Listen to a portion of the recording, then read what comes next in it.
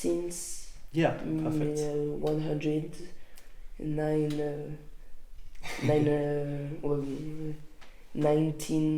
Étienne a 14 ans, il est originaire de Paris et il a choisi de partir en séjour linguistique pour améliorer son niveau d'anglais. Je comprends l'anglais à l'oral, mais ce qui est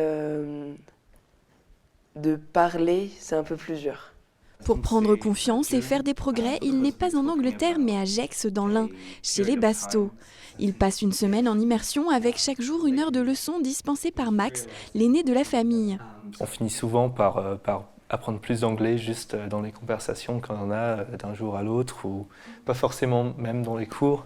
Et donc oui, en grande partie c'est ça, c'est pendant les repas de famille, tous parler en anglais.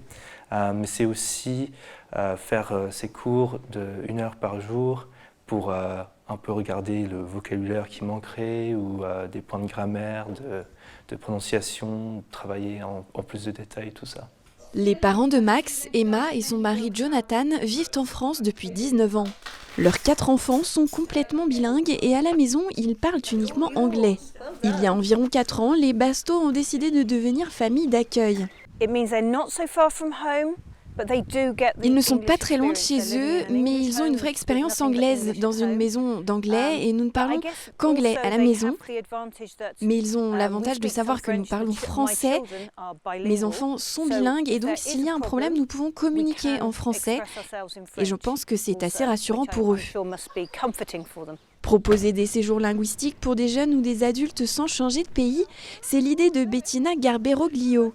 Et c'est sur les bords du lac d'Annecy où elle réside que le concept est né. J'ai une maman française, un papa allemand et je suis née aux États-Unis. Et je remarquais que ma maman recevait tout le temps plein de demandes pour trouver des familles d'accueil aux États-Unis.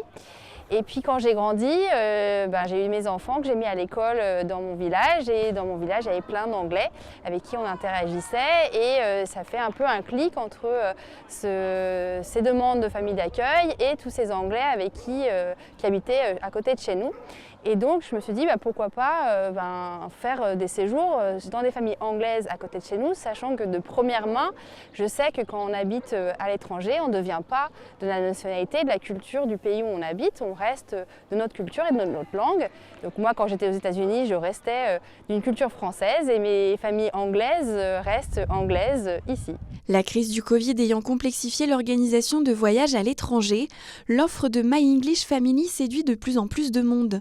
Créée en 2015, l'entreprise compte aujourd'hui plus de 180 familles hôtes partout en France.